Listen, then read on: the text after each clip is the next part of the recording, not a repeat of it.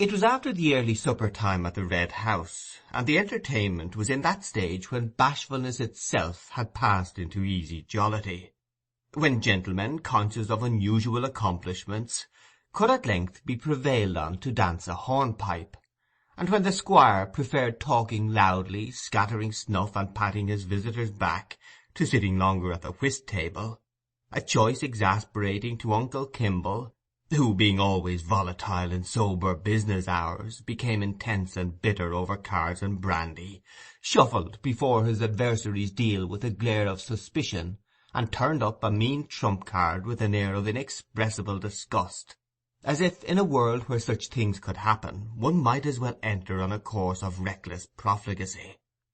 When the evening had advanced to this pitch of freedom and enjoyment, it was usual for the servants, the heavy duties of supper being well over, to get their share of amusement by coming to look on at the dancing, so that the back regions of the house were left in solitude. There were two doors by which the white parlour was entered from the hall, and they were both standing open for the sake of air, but the lower one was crowded with the servants and villagers, and only the upper doorway was left free. Bob Cass was figuring in a hornpipe, and his father, very proud of his lithe son, whom he repeatedly declared to be just like himself in his young days, in a tone that implied this to be the very highest stamp of juvenile merit, was the centre of a group who had placed themselves opposite the performer, not far from the upper door. Godfrey was standing a little way off, not to admire his brother's dancing, but to keep sight of Nancy, who was seated in the group near her father. He stood aloof because he wished to avoid suggesting himself as a subject for the squire's fatherly jokes in connection with matrimony and Miss Nancy Lammeter's beauty, which were likely to become more and more explicit. But he had the prospect of dancing with her again when the hornpipe was concluded, and in the meanwhile it was very pleasant to get long glances at her quite unobserved. But when Godfrey was lifting his eyes from one of those long glances, they encountered an object as startling to him at that moment as if it had been an apparition from the dead. It was an apparition from that hidden life which lies, like a dark by-street, behind the goodly ornamented façade that meets the sunlight and the gaze of respectable admirers. It was his own child, carried in Silas Marner's arms.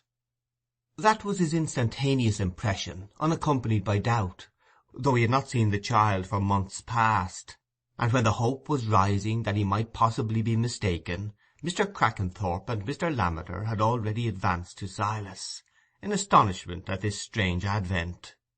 Godfrey joined them immediately, unable to rest without hearing every word, trying to control himself, but conscious that if any one noticed him, they must see that he was white-lipped and trembling. But now all eyes at that end of the room were bent on Silas Marner. The squire himself had risen, and asked angrily, "How's this? What's this? What do you do coming in here in this way?" "I'm come for the doctor. I want the doctor," Silas had said in the first moment to Mr. Crackenthorp.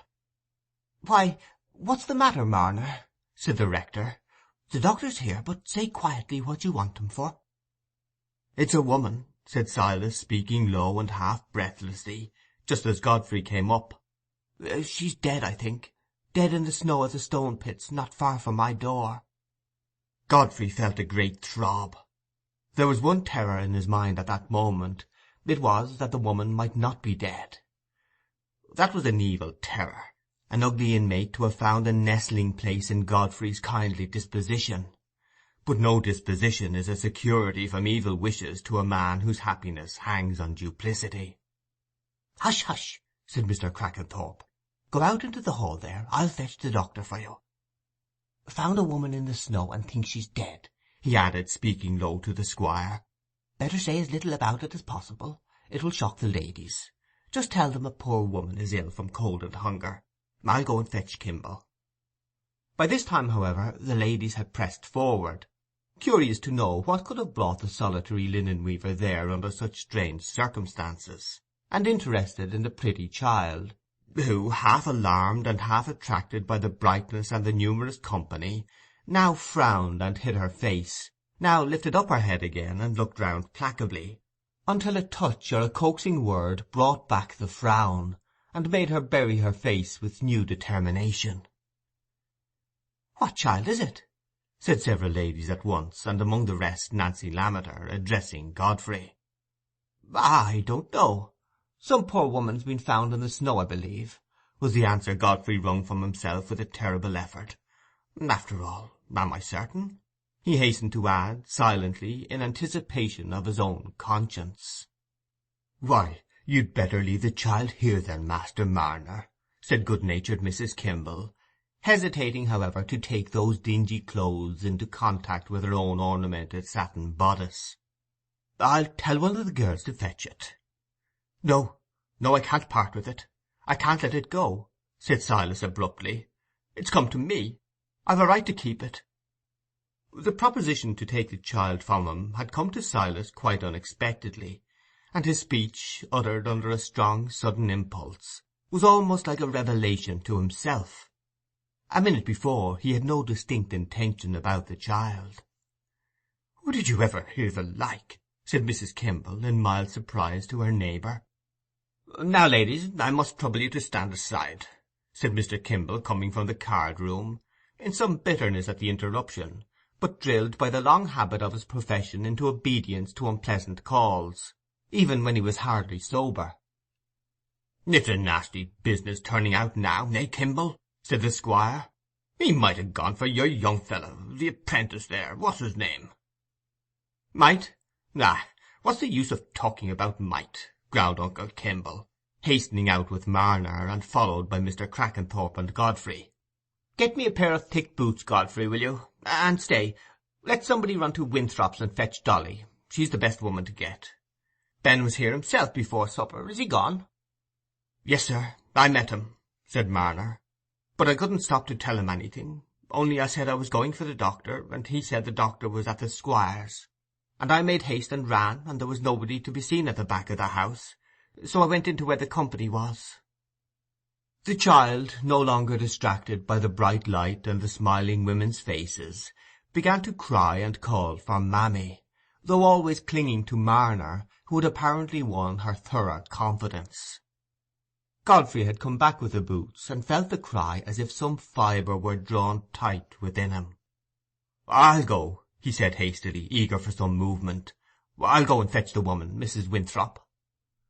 "Oh, pooh! Send somebody else," said Uncle Kimble, hurrying away with Marner. "You'll let me know if I can be of any use, Kimble," said Mr. Crackenthorp, but the doctor was out of hearing. Godfrey too had disappeared. He was gone to snatch his hat and coat, having just reflection enough to remember that he must not look like a madman. But he rushed out of the house into the snow without heeding his thin shoes. In a few minutes he was on his rapid way to the stone pits by the side of Dolly, who, though feeling that she was entirely in her place in encountering cold and snow on an errand of mercy, was much concerned at a young gentleman's getting his feet wet under a like impulse. "You'd a deal better go back, sir," said Dolly with respectful compassion.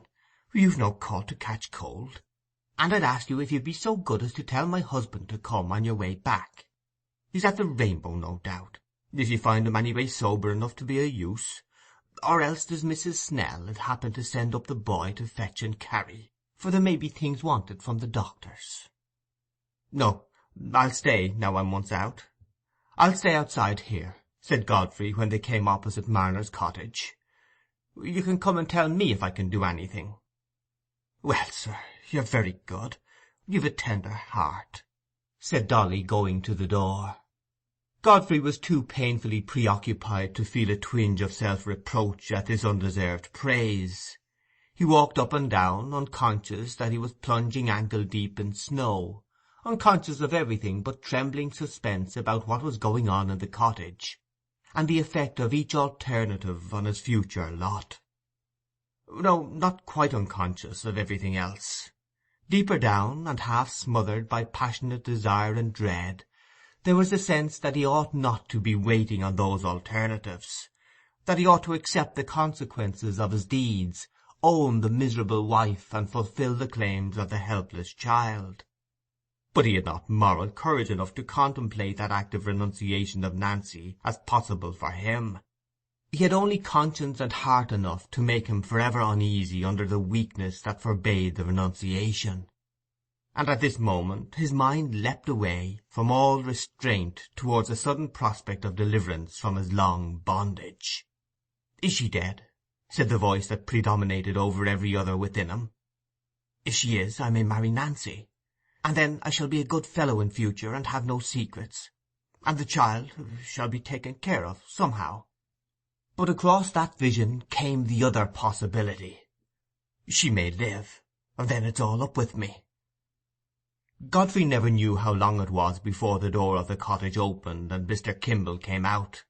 He went forward to meet his uncle, prepared to suppress the agitation he must feel, whatever news he was to hear.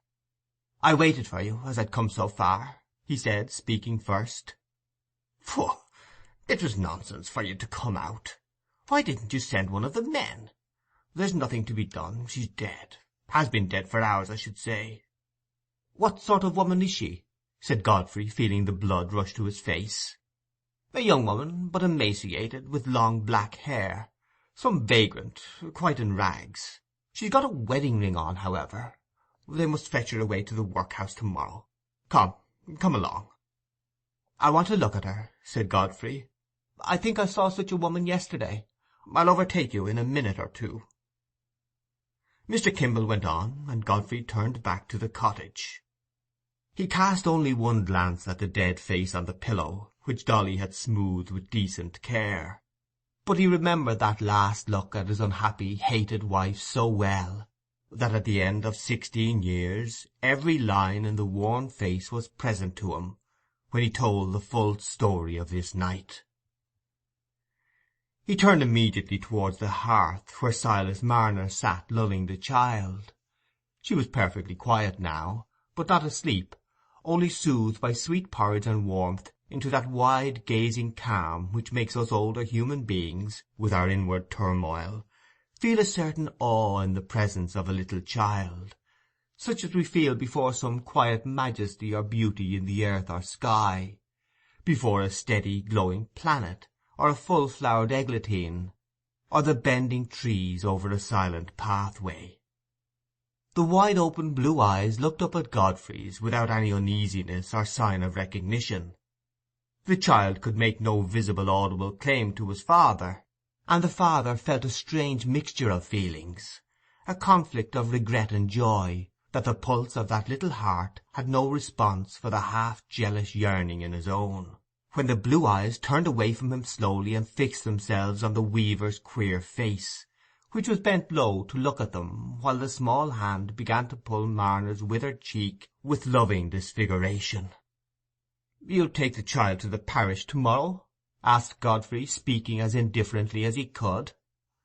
"Who says so?" said Marner sharply. "Will they make me take her?" "Why, you wouldn't like to keep her, should you? An old bachelor like you?" "Till anybody shows they've a right to take her away from me," said Marner. "The mother's dead, and I reckon it's got no father. It's a lone thing, and I'm a lone thing. My money's gone, I don't know where, and this came from I don't know where. I know nothing. I'm partly mazed." "Poor little thing," said Godfrey. "Let me give something towards finding it clothes." He had put his hand in his pocket and found half a guinea, and, thrusting it into Silas's hand, he hurried out of the cottage to overtake Mr. Kimble. "Ah, I see it's not the same woman I saw," he said, as he came up. "It's a pretty little child. The old fellow seems to want to keep it. That's strange for a miser like him, but I gave him a trifle to help him out. The parish isn't likely to quarrel with him for the right to keep the child." "No, but I've seen the time when I might have quarrelled with him for it myself. It's too late now, though. If the child ran into the fire, your aunt's too fat to overtake it. She could only sit and grunt like an alarmed sow. But what a fool you are, Godfrey, to come out in your dancing shoes and stockings in this way, and you one of the beaux of the evening, and at your own house. What do you mean by such freaks, young fellow? Has Miss Nancy been cruel, and do you want to spite her by spoiling your pumps?" "Oh, everything has been disagreeable to-night. I was tired to death of jigging and gallanting, and that bother about the hornpipes. And I'd got to dance with the other Miss Gunn," said Godfrey, glad of the subterfuge his uncle had suggested to him.